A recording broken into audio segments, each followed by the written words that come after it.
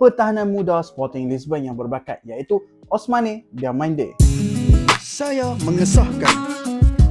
Assalamualaikum guys, selamat datang kembali ke channel Asian Football Talks. Pada video kali ini, saya ingin menyentuh mengenai masa depan Casemiro, pertahanan muda Sporting dipantau Chelsea dan juga mengenai adakah Arsenal calon juara. Biar saya mulakan dengan berita mengenai Casemiro.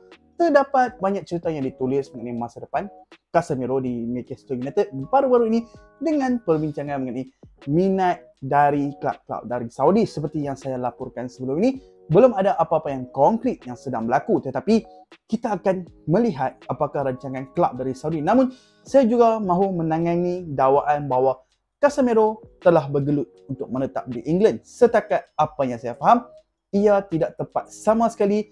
Dia tidak isu, tiada masalah tinggal di England. Jadi, saya tidak melihat ini sebagai salah satu faktor utama dalam menentukan masa depannya. Masa depan Casemiro akan dibincangkan dengan pasti dalam beberapa bulan akan datang. Tetapi, buat masa ini, apa-apa lagi hanyalah segalanya mengenai spekulasi.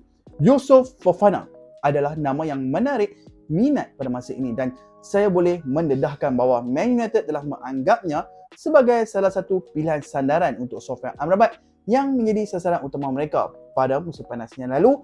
Saya tidak pasti kelab manakah yang sedang mengejar dan memantau Fofana sekarang selain dari Man United dan itu masih terlalu awal untuk dibincangkan kerana perpindahan ini mungkin merupakan satu perpindahan untuk musim panas berbanding bulan Januari kerana dia adalah pemain yang boleh dikatakan sangat penting untuk kelab AS Monaco dan dari apa yang saya baca dan apa yang saya faham bahawa Paris Saint-Germain tidak berusaha untuk menandatangani pemain tersebut walaupun terdapat beberapa laporan mengaitkan Paris Saint-Germain dengan pemain tersebut. Dan selain dari itu, Chelsea telah mengalami hari-hari yang teruk semalam.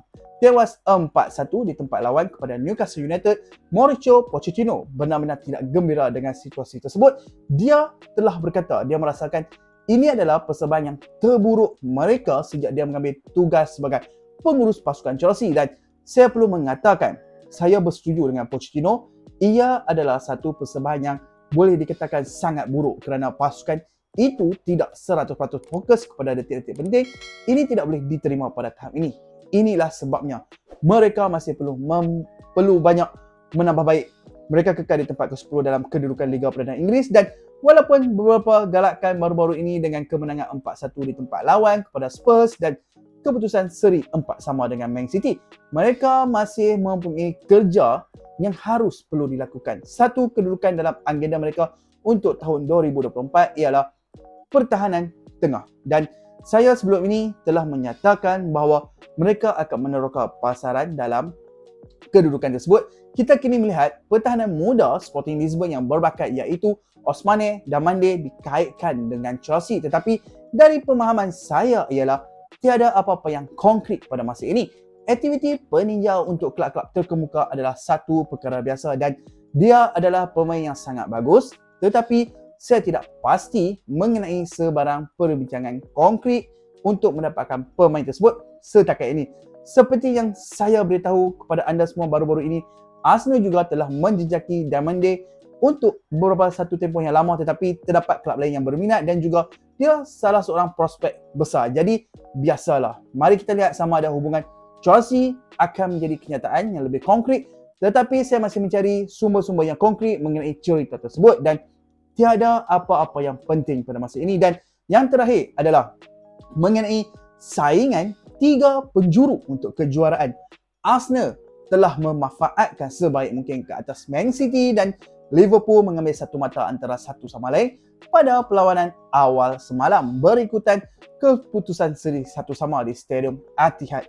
Kai Havertz telah muncul dengan jaringan kemenangan lewat di tempat lawan menentang Bradford, memberikan The Gunners kemenangan 1-0 dan meletakkan mereka di puncak carta Liga Perdana Inggeris. Perlumbaan kejuaraan tahun ini kelihatan sangat-sangat terbuka kerana saya menjangkakan kita tidak akan melihat penjarakan mata yang jauh dalam perlumbaan ini dan saya menjangkakan ia akan terus memberi saingan sengit pada bulan-bulan akan datang. Saya kagum dengan Arsenal dan melihat mereka telah berjuang untuk kejuaraan sehingga tamat. Saya masih akan mengatakan bahawa Man City tetap kekal sebagai pilihan, tetapi Arsenal ada dan akan berada di sana.